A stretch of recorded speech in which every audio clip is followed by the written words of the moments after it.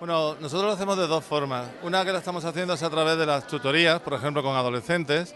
En ese horario, semanalmente, pues se trabajan las emociones, pero tanto las emociones internas como las más sociales, de interacción. Y lo hacemos de una forma práctica, con pequeños trabajos en grupo, con actividades donde ellos tienen que pensar qué emociones sienten sus compañeros, en colaboración también con tareas que se mandan a casa, con sus padres, con sus hermanos, para que, por ejemplo, piensen en emociones que las afectan en su vida cotidiana. Eso es una forma, sí, a través de las tutorías, que es un trabajo muy individualizado y con trabajo también en pequeños grupos dentro de la clase. Otro sería a través de introducción de las emociones en el currículum, es decir, de forma transversal en las diferentes asignaturas.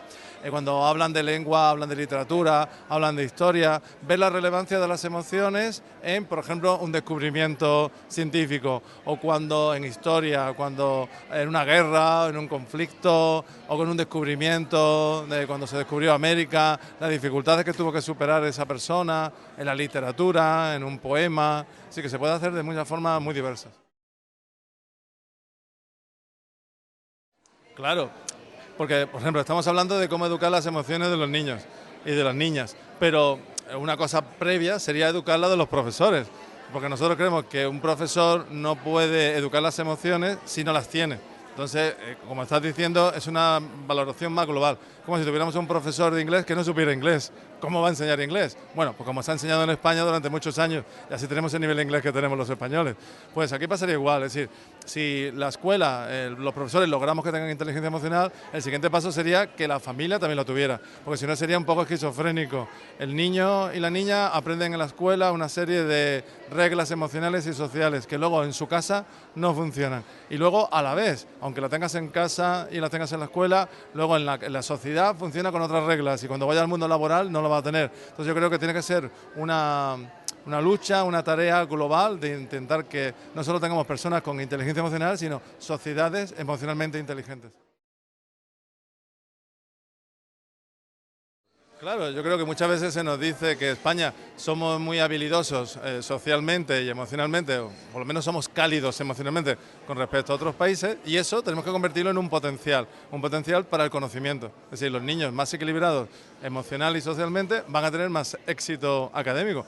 Pues potenciemos eso, ya que hemos salido mal valorados en algunos informes internacionales tipo PISA en matemáticas y en lengua, pues tendremos que hacer un poco de sinergia entre uno de los elementos y otro para que ese potencial que tenemos, convertirlo influya en los aspectos académicos. Y es muy importante porque muchos padres no están convencidos de la importancia de lo emocional y lo social, y hacerles ver que una formación más integral de un alumno o una alumna va a repercutir tanto en su bienestar psicosocial como en su éxito académico ahora y su éxito profesional futuro. Porque hay que recordar que las personas con más éxito profesional no son las más inteligentes académicamente, sino las que son más inteligentes social y emocionalmente.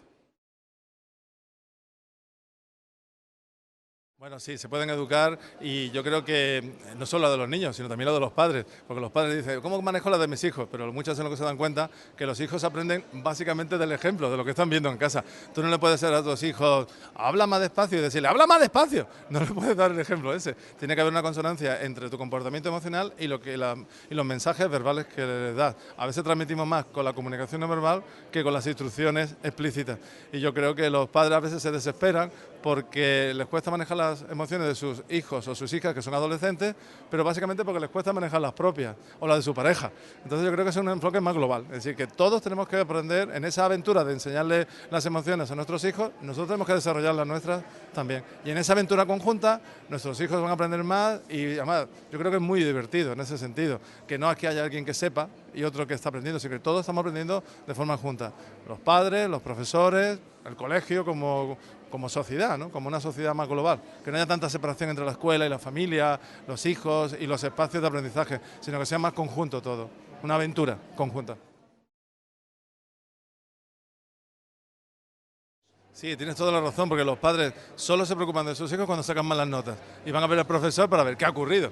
Pero si su hijo saca buenas notas, pero es un friki y no tiene amigos, no tiene relaciones sociales ni nada, le da un poco igual. pero luego esa persona va a ser una persona aislada, va a ser un fracasado como persona, globalmente.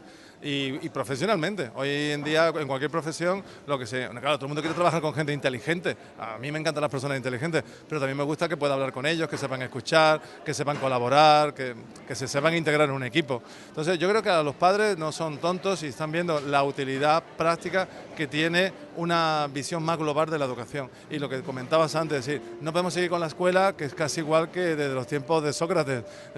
Alguien hablando y todo el resto escuchando.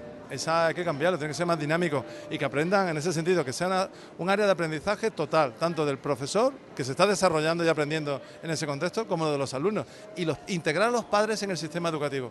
Yo creo que eso es básico y que en España no lo hemos logrado hacer, salvo en algunas experiencias educativas. Los padres y la escuela son segmentos totalmente separados. Y los padres solo acuden a la escuela cuando hay un problema muy grave. Eso hay que cambiarlo. Es decir, hay que enfocar la escuela en positivo. No que cuando un padre va a la escuela, bueno, los hijos se preocupan. Cuando escuchan que su padre vaya a la escuela, dicen, Dios mío, ¿qué habrá pasado, papá? Que no, se preocupan. No puede ser eso así. La actitud tiene que cambiar. Mi padre va de forma natural y mi madre a la escuela porque quieren saber qué hago yo allí y quieren aprender conmigo. Pero tiene que ser una comunidad de conocimiento. Sí, porque si alguien no es feliz, no va a aprender nada. Se sabe que la gente que está deprimida, triste, con emociones negativas, no puede aprender. Está como incapacitada, no es capaz de asimilar. En cambio, las personas felices, con emociones positivas, pues les gusta estar en la escuela, por ejemplo. Cuando se le pregunta a los niños cuánto tiempo te gusta estar en la escuela, si pasan X días, te gustaría volver a la escuela, los niños mejor integrados, pues les desean ir a estar en ella, porque sacan cosas positivas. En cambio, otros niños pues lloran, se hacen los enfermos para no ir, como lo que nos pasa con el trabajo, ¿no?